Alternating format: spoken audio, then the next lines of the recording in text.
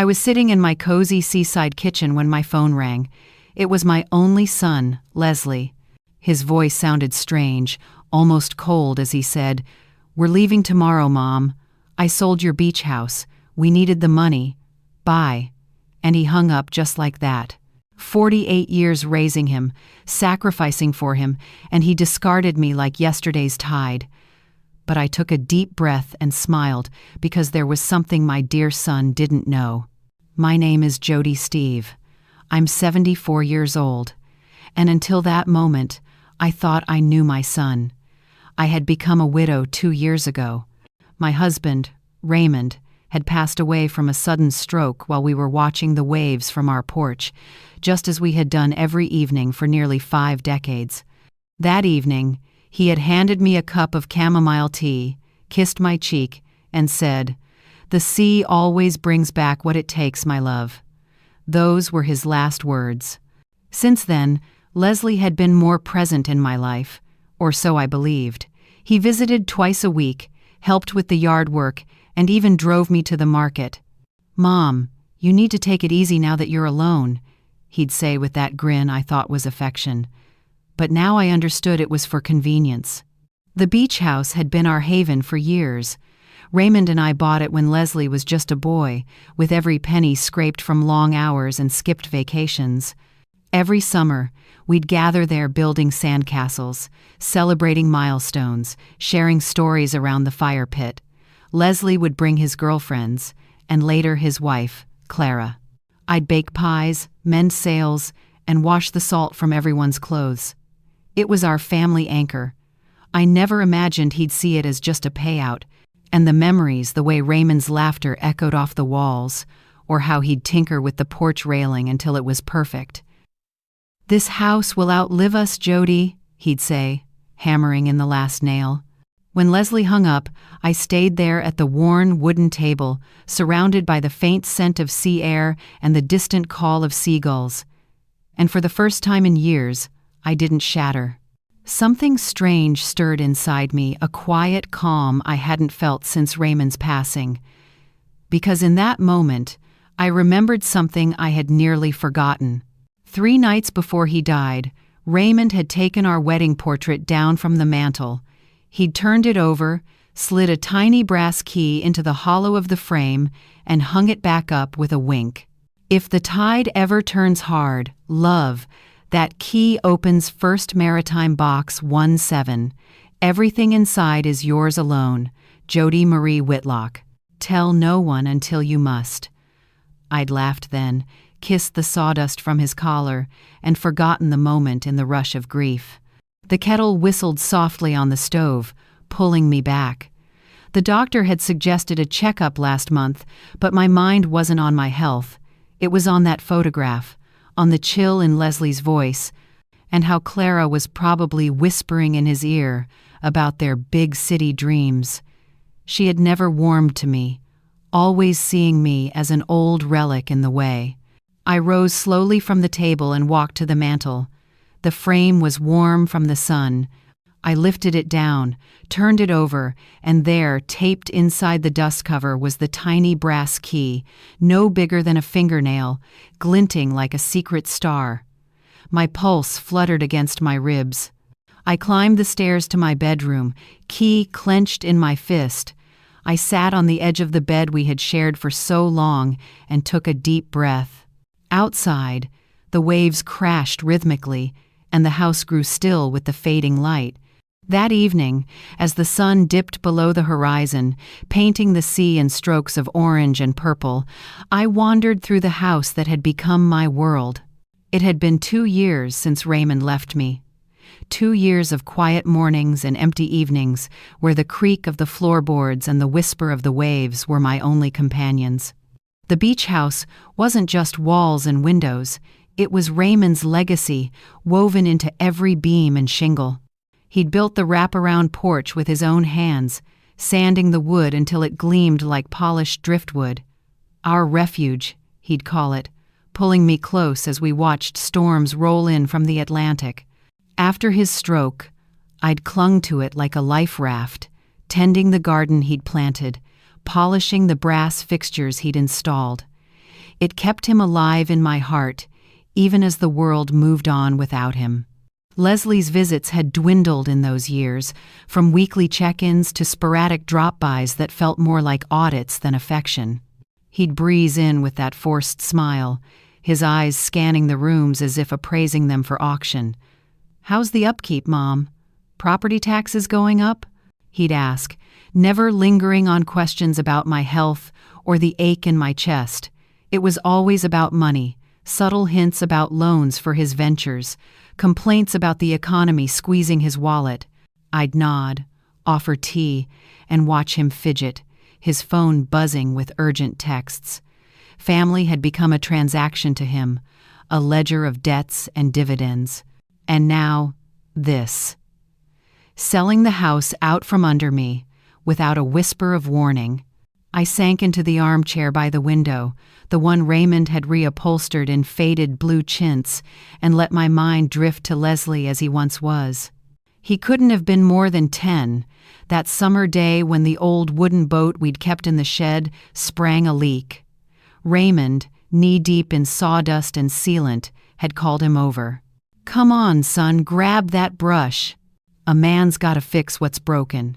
Leslie had beamed, his small hands steady as he painted alongside his father, laughter bubbling up as they splashed each other with water from the hose. "We'll sail her again, Dad promise?" he'd said, eyes wide with sincerity. That boy had vanished long ago, swallowed by ambition and shortcuts. Now, at 48, he chased shadows of success, dragging his family into the fray. His wife, Clara, was the spark to his fire, sharp-eyed and stylish, with a laugh that rang like crystal but cut like glass. I'd met her at their wedding 20 years back, hoping she'd ground him. Instead, she fueled his dreams of grandeur. They had 2 children now, little Emma, 8, with her grandfather's curly hair, and Tommy, 5, all energy and questions. Clara doted on them, dressing them in clothes too fine for beach romps, whispering of private schools and city lights. "We're building a future for them," Leslie had boasted last month, over a hurried lunch. "This new deal in the city, it's a game changer. Real estate flipping, Mom. We'll be set." I'd smiled then, hiding my unease at the gleam in his eyes, the way he avoided details. Now I saw it for what it was. Desperation masked as drive. They were packing up tomorrow, fleeing to some high-rise apartment, chasing riches on the back of my betrayal. The house felt colder that night, the wind rattling the panes like accusing fingers. I brewed another cup of chamomile, the steam curling like memories, and sat at the kitchen table where Leslie had delivered his blow.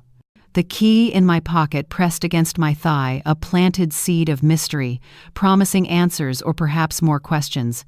But for now, the fractures ran deep, splintering the fragile peace I'd built. Leslie thought he'd severed our ties with a single call. He had no idea how much deeper the roots went. Morning slid through the lace curtains in pale gold ribbons, the way it always had when Raymond was alive. I woke before the gulls, the house still holding the hush of night. My bare feet found the cool pine floorboards, and I moved like a woman walking through water, slow, deliberate, afraid the dream might break. The wedding portrait waited on the mantel, its corners softened by 2 years of my forgetting. Today, the forgetting ended. I carried the portrait downstairs, past the photograph of Raymond leaning against the porch post, hammer in hand, squinting into the sun. I set the kettle but never filled it. Instead, I sat at the table where yesterday's betrayal still rang, turned the frame over, and peeled back the dust cover. The tiny brass key dropped into my palm like a cold coin from another life. I drove to First Maritime Bank before the lobby opened, key clenched so tight it left crescents in my skin. The vault attendant, a girl young enough to be Emma, led me down the chilled corridor. Box 17 slid out on silent rollers. Inside, 3 deeds, stock certificates thick as hymnals, and a single sheet in Raymond's slanted hand. "My dearest Jodie, everything here is in your maiden name, Jodie Marie Whitlock. What's in your name can never be taken. Some things must remain unseen until they're needed. Use them when the tide turns against you. I built us more than one harbor. All my love. Forever. Raymond. I laughed then, a soft, cracked sound that startled even me. The laugh turned into something warmer, saltier. Tears slid down the grooves beside my mouth and dripped onto the deeds. I wasn't penniless. I was a quiet empire, wearing an old woman's skin. Sunlight pooled across the steel table, gilding the edges of parchment and brass. Outside, the ocean kept its ancient rhythm. Inhale, exhale, as if it had known all along. I gathered the contents, slid them into my canvas tote, and climbed the stairs to the lobby. In the restroom mirror, I looked the same silver hair, laugh lines, cardigan, but my eyes held a new horizon. The lawyer's number was still in Raymond's leather address book, the one with the cracked spine. I dialed before doubt could creep in. Dean and Son, how may I direct you? Mr. Dean, please. Tell him it's Mrs. Raymond Steve. A pause, a click, then the familiar baritone, aged but unruffled. Jodie? My lord, it's been years. I opened box 17, Harold. Silence. Then a low chuckle. I wondered when the tide would turn. Everything is exactly as Raymond arranged. Maiden name, blind trusts, post office boxes in Portland. Your son's buyer wired funds to an escrow we control. The closing papers he signed? Worthless. Shall I reverse the deed? Not yet. I watched a gull wheel pass the bank window. Let him believe what he believes. Understood. I'll courier the inventory list this afternoon. Anything else? Tell me I'm not dreaming. You're wide awake, Mrs. Steve, and richer than you've ever been. I hung up, pressed the receiver to my lips, and felt the grin stretch wide enough to ache. Leslie was already packing for the city, Clara folding designer dresses, the children chasing each other through rooms they thought were sold. They would board a train tomorrow believing they'd stripped me bare. Let them. I walked out onto the sidewalk, bare key now warm in my pocket. The salt wind lifted my hair like a blessing. Below, the sea flung itself against the rocks, retreated, flung itself again, patient, relentless, eternal. Raymond's voice drifted in on the breeze. Some things must remain unseen until they're needed. I whispered back, I see them now, love. And for the first time since his death, the town felt too small for everything I suddenly was. Leslie Brown stepped out of the elevator on the 32nd floor, and the city hit him like champagne, cold, bright, and already going flat.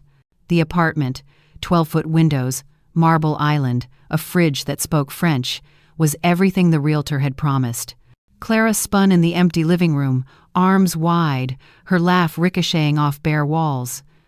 Post it tonight, she said, phone already angled. #new chapter. Leslie forced a grin while the moving crew muscled in a sectional the color of money. By dusk, the photo was live. Champagne flutes, skyline glittering behind them, caption, Living the Upgrade. 312 likes in 20 minutes. Clara, refreshed, refreshed, refreshed.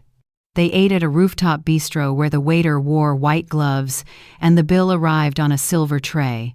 Clara ordered for both of them, truffle risotto, Wagyu sliders, then filmed the plates in slow motion.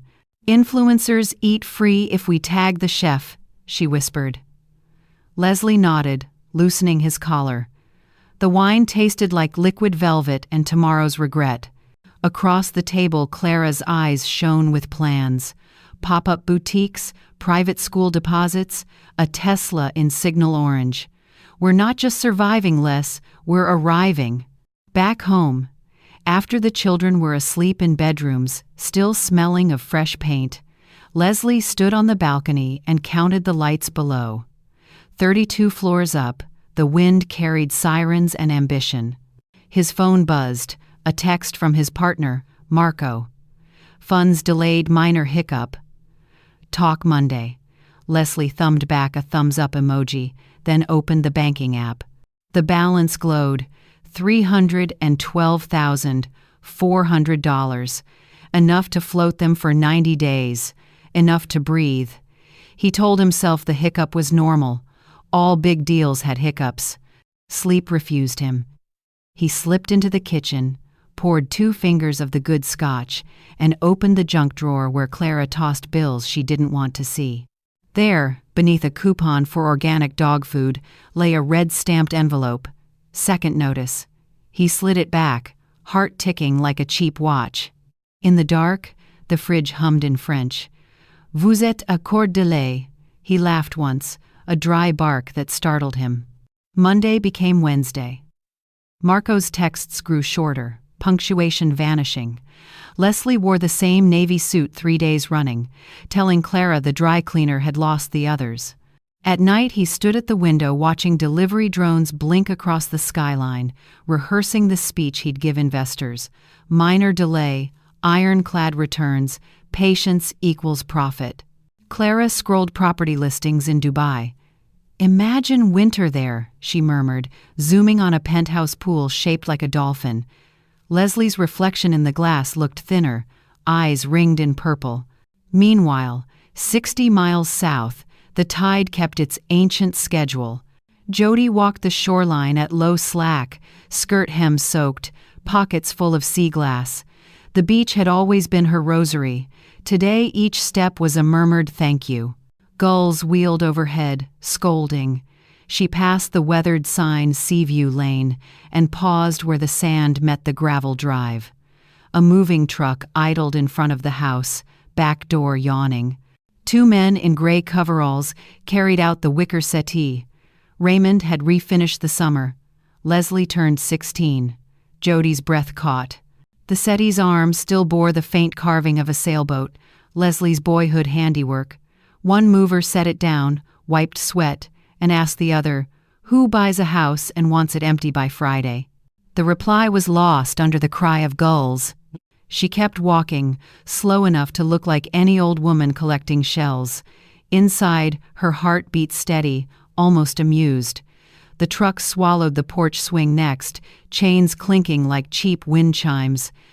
She touched the smooth hollow in the sand, where the swing's feet had rested for 30 years, and felt the small, fierce joy of ownership.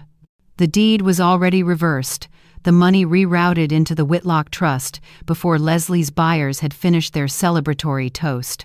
Let them haul away cushions and curtains. The bones of the house were hers, and bones remember. At the water's edge, she crouched, wrote Leslie in the wet sand, and watched the tide erase it letter by letter. A lesson in miniature. She pressed a piece of cobalt glass into the hollow L, a secret offering.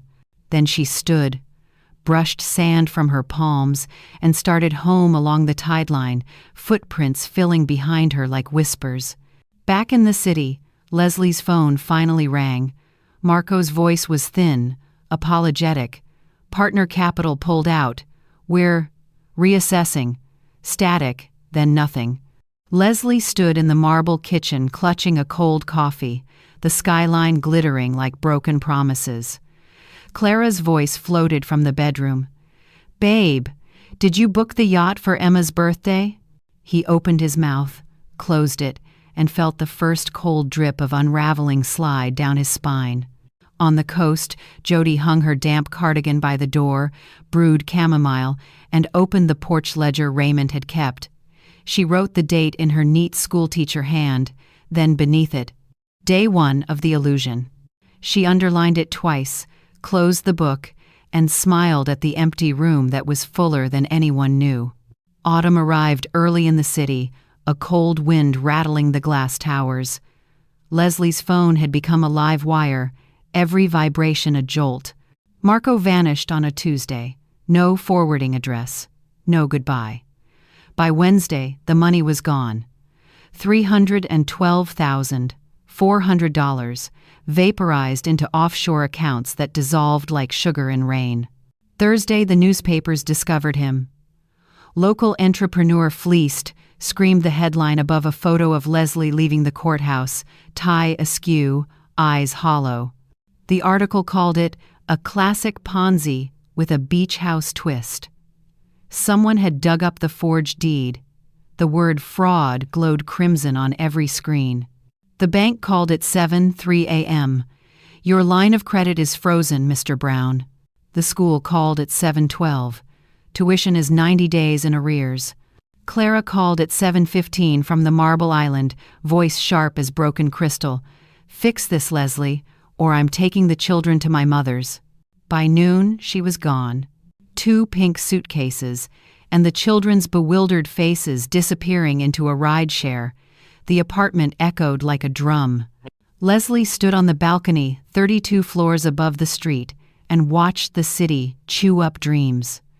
The Tesla lease was revoked, the orange car towed before breakfast. The fridge, now silent in English, held 1 yogurt and a bottle of Prosecco left from better days. He drank the Prosecco warm, straight from the bottle, then hurled the empty into the sink. Glass exploded like cheap applause. He slid down the cabinet, knees to chest, and cried the way he hadn't since he was 8 and lost his father's hammer in the surf. South along the coast, October painted the dunes bronze and umber.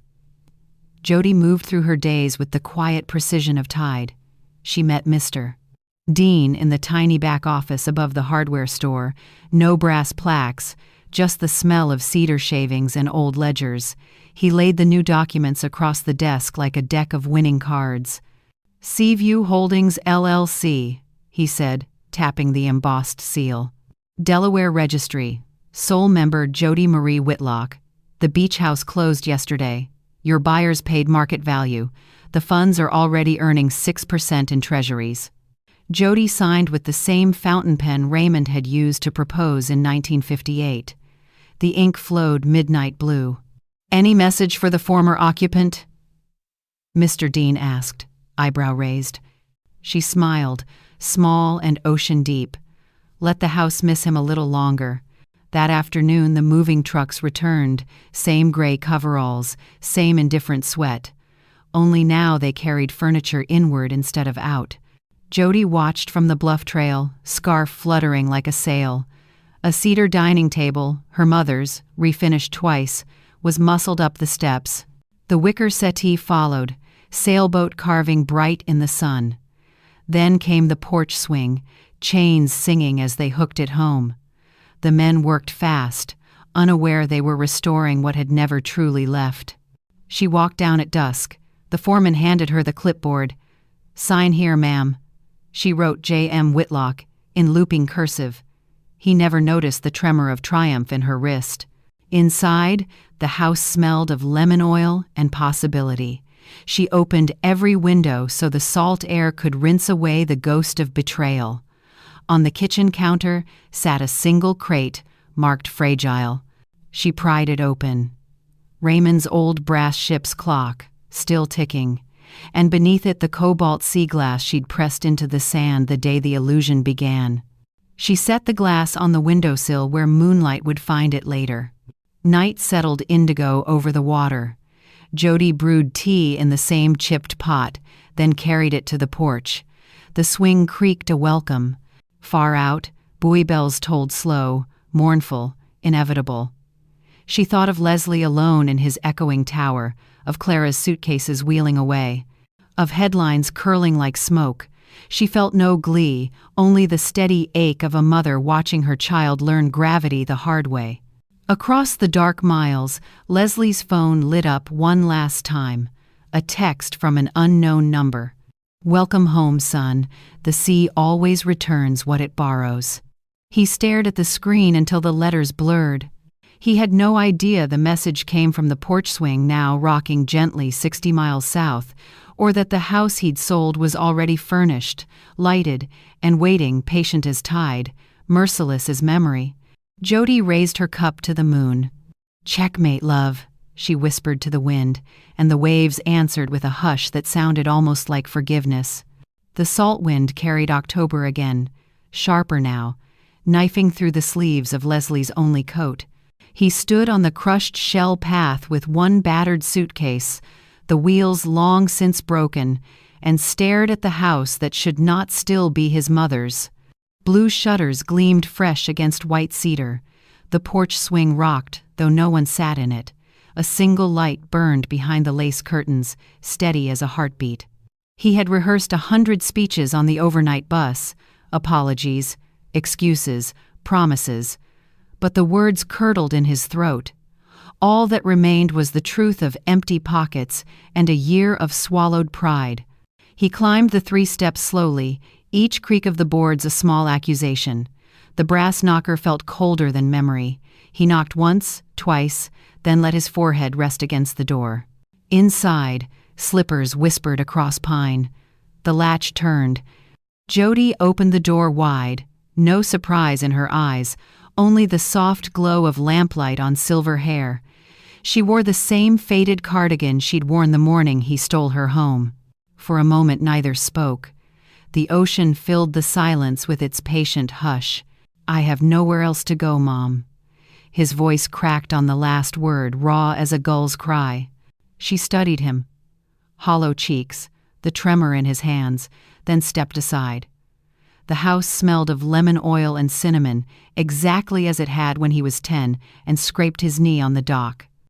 He crossed the threshold like a man entering church after years of exile. Jodie took his coat without comment, hung it on the peg beside Raymond's old denim jacket still dusted with sawdust that would never fall. She set the kettle singing, placed a chipped mug of chamomile in front of him, and pushed the sugar bowl closer, though she knew he took it plain. Steam curled between them like incense. Leslie wrapped both hands around the mug, anchoring himself. "I'm sorry," came out hoarse, barely audible. He tried again. "I was wrong about everything." He could not meet her eyes. Shame glued them to the table's scarred grain. Jodie sat opposite, folding her hands the way she once folded his small fingers around a hammer handle. "Sometimes," she said, voice soft as tide on sand, "the sea takes what we think is ours, just to give it back when we're ready." She let the words settle, then rose.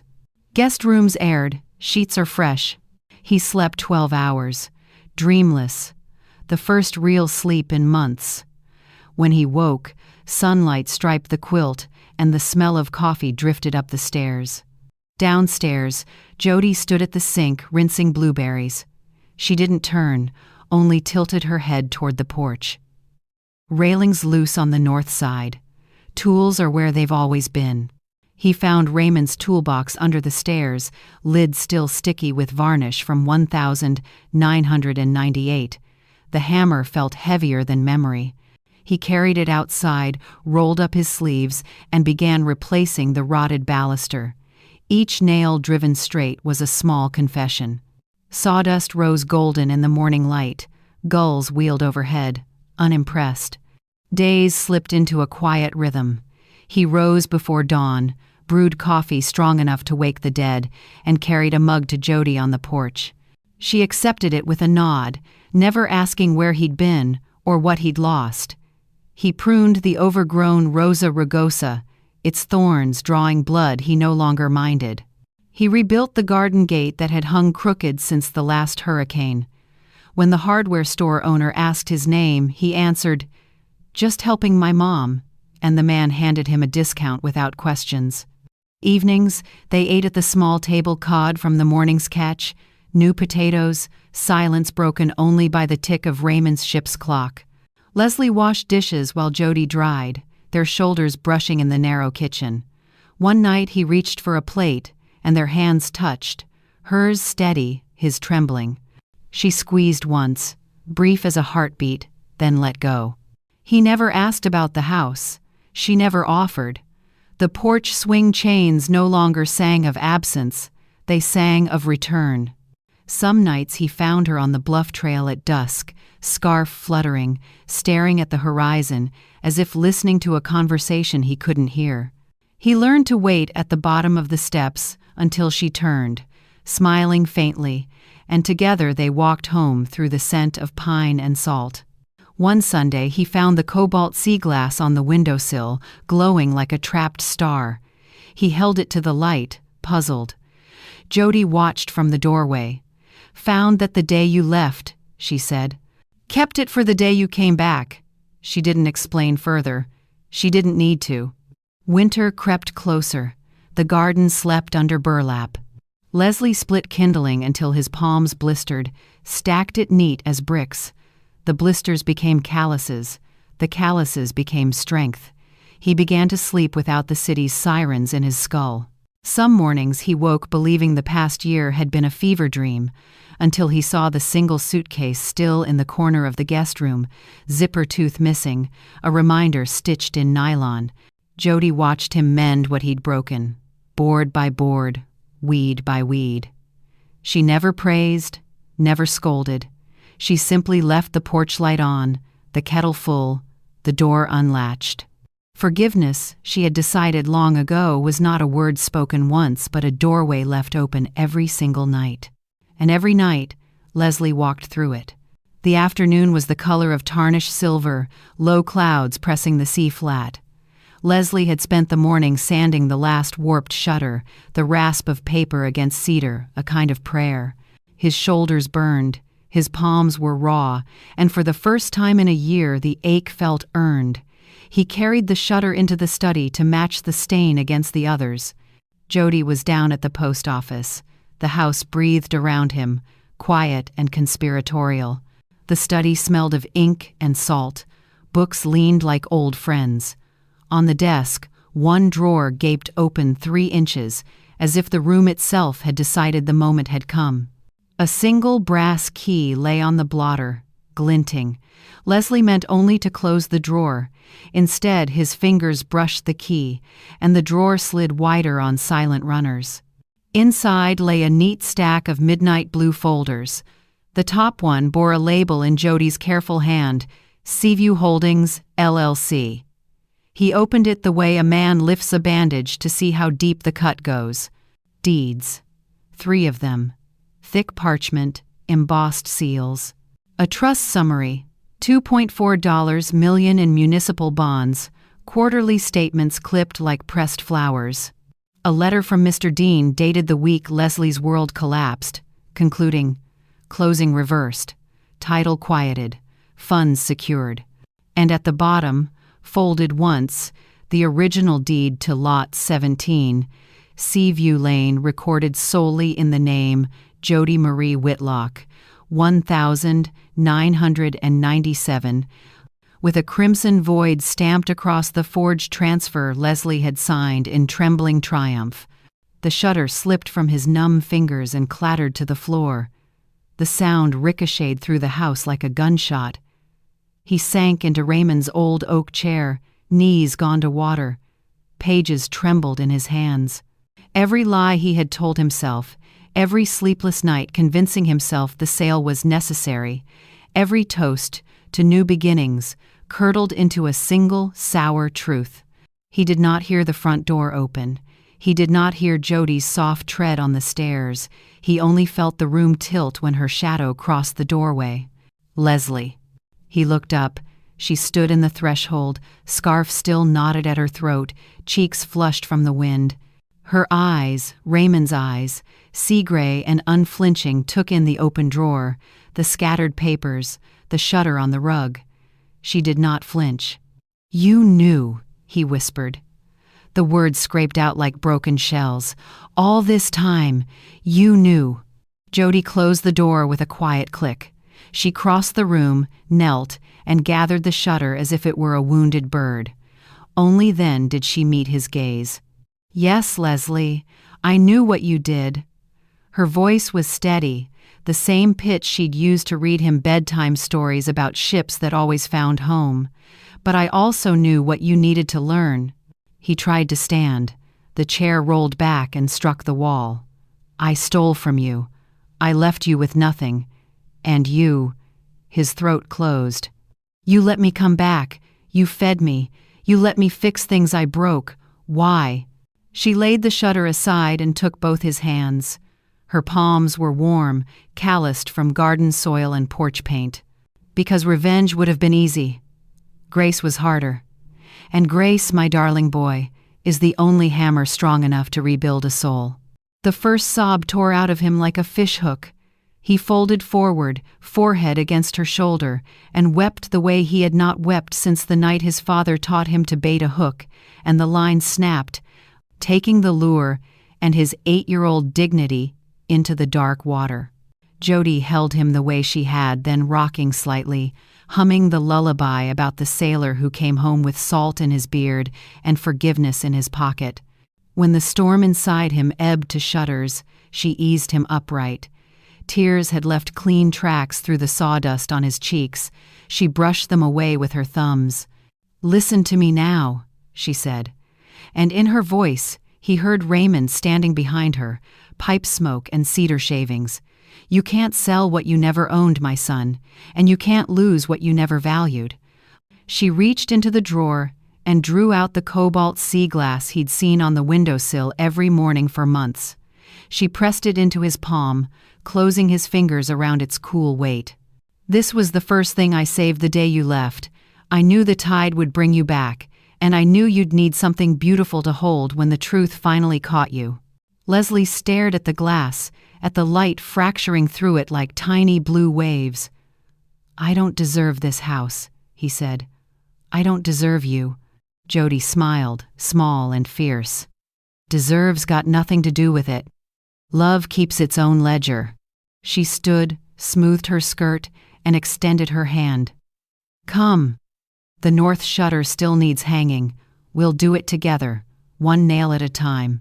He took her hand. It was steady where his shook.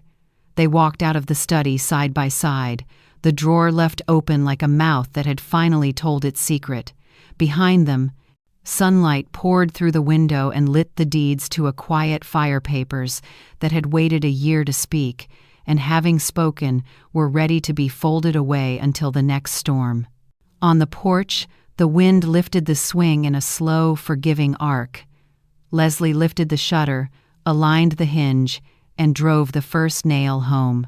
The sound rang clear across the dunes, metal into cedar, past into future, betrayal into beginning. Spring arrived sideways, sneaking in on a warm southwest wind that smelled of lilac and thaw. Leslie woke before the gulls, boots already laced, and walked the half-mile to the harbor where the working boats rocked like old men dozing. The fishermen knew him now, not as the city slicker who'd once tried to sell their moorings, but as the quiet man who could splice a line before coffee. They paid him in haddock and folded bills, and he carried both home with the same reverence. At noon, he traded the harbor smell of diesel for the community center's scent of crayons and bleach. He taught teenagers how to plane a board straight, how to measure twice, how to apologize to wood when you rush. The kids called him Mr. Les. When a single mother's car wouldn't start, he lay on the cold pavement beside her 8-year-old son and showed him how to tap the starter with a broom handle. The engine coughed to life. The boy's grin was worth more than any commission he'd ever chased. Jodie watched from a distance, the way a gardener watches seeds she trusts to split. She had begun writing letters on thick cream stationery, to churches, to shelters, to the battered women's network in Portland. Subject line always the same: a week of salt air, no questions asked. She enclosed photos of the porch swing at sunset, the kitchen table set for 6, the path to the beach lit by solar lanterns. Replies fluttered back like white butterflies. Yes, please, thank you. One Saturday in April, she found Leslie in the shed, sleeves rolled high, sorting nails into coffee cans. Sunlight slanted through the cracked window and painted gold across the clutter. She carried 2 mugs of coffee and a folded set of plans. "I've been thinking," she said, spreading the blueprints across the workbench. "We tear out the old pantry, push the kitchen back 6 feet, add a dormer upstairs for bunks, 8 beds, 2 baths, 1 big table where nobody has to knock before they sit." Leslie studied the sketches, her neat handwriting, labeling everything: pantry mudroom, closet prayer nook. He traced the new porch line with a grease-black thumb. "You're making a refuge." "We're making a refuge," she corrected. "If you're willing." He looked up. The shed smelled of pine tar and possibility. Show me where to start. They began at dawn the next day. Leslie hauled the rusty wheelbarrow to the lumber yard and loaded cedar 2x4s until the springs groaned. Jodie followed in the old pickup, radio humming hymns. Back home they measured, snapped chalk lines, and let the house speak its new shape. Sawdust drifted like warm snow. Jodie painted the new mudroom the color of sea glass. Leslie hung the door so perfectly it closed with a satisfied sigh. Afternoons, children from the first retreat family arrived early. 3 siblings chasing gulls, their mother clutching a duffel and a court order. Leslie handed each child a paintbrush and a section of fence. "No rules except don't paint the ocean," he said. By sunset, the fence wore handprints in sunrise colors, and the mother laughed for the first time in months. Evenings, after the volunteers left and the retreat guests slept, mother and son worked by lantern light. Jodie planted window boxes with nasturtiums and sweet alyssum. Leslie coaxed the old clawfoot tub back to gleaming white. They spoke little, letting the rhythm of hammer and trowel carry the conversation. When the moon rose over the water, they sat on the porch steps, sharing a sleeve of saltines and a jar of peanut butter, shoulders touching, the house exhaling around them like a creature learning to breathe again. One soft May evening, Leslie opened the shed for a coil of rope and found Raymond's hammer hanging on its nail exactly where it had hung for 30 years. The handle was worn satin smooth, the head freckled with rust shaped like continents. He carried it to the porch, where the north railing, the same spot he'd tightened the day he returned, had worked loose again in the spring storms. A single baluster wobbled like a bad tooth. Jodie was inside, singing the kids to sleep with an off-key Shenandoah. Leslie knelt, set the hammer on the cedar planking, and ran his palm along the grain. Memories flooded in. 10 years old, standing on a crate so he could reach, Raymond's big hand guiding his small one.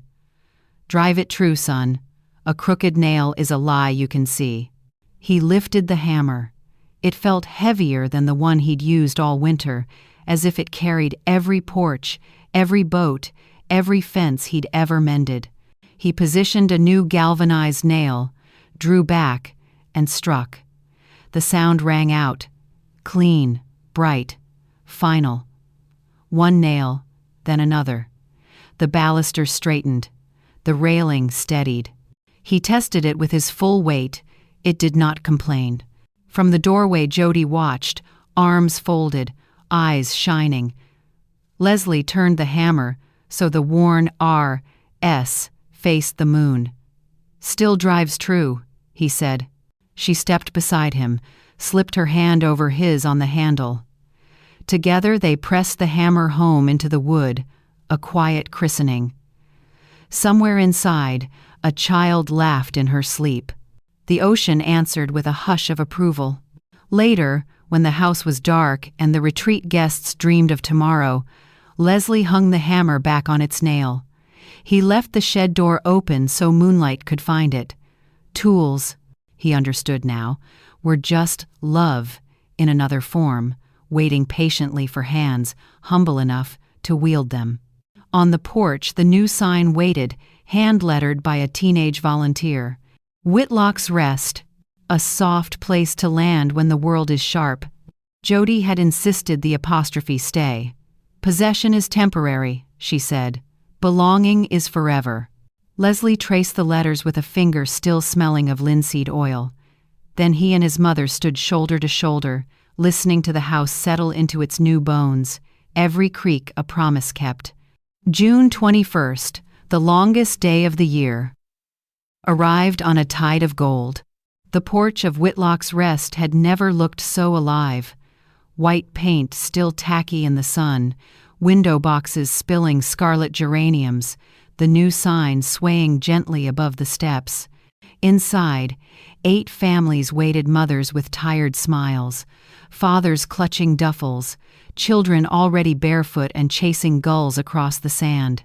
They had come by church van, by borrowed pickup, by Greyhound, carrying court papers and hope in equal measure. The smell of fried haddock and blueberry buckle drifted from the kitchen where volunteers laughed over too many pies. Jodie stood at the railing in a dress the color of seafoam, hair twisted up with a single hibiscus. She looked 10 years younger than the morning Leslie's phone call had shattered her world. Leslie stood beside her in clean khakis and the denim shirt Raymond used to wear on fishing days, sleeves rolled high. His hands, once manicured, now bore the honest scars of honest work. The brass keys to the retreat, 4 of them on a braided cord, dyed the same cobalt as the sea glass rested in Jodie's palm like sleeping birds. A hush fell as the first family stepped onto the porch, a young mother with a toddler on her hip and a black eye fading to yellow. She looked at the ocean as if it might vanish. Jodie met her gaze, smiled the way sunrise smiles, and pressed a key into the woman's free hand. "Welcome home," she said. The words rippled outward. Every adult repeated them.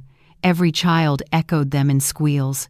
When the last suitcase disappeared inside, Jodie turned to Leslie. The porch boards beneath them still held the faint outline of the old railing scar, the place he had fixed with his father's hammer, then fixed again with his mother's forgiveness. She lifted the remaining keys. "This isn't just a house anymore," she said, voice steady as the tide. "It's a home for those who need a second chance." She placed the cord over his head. The keys settled against his heart with a soft clink. "Guard it the way you've learned to guard your own soul."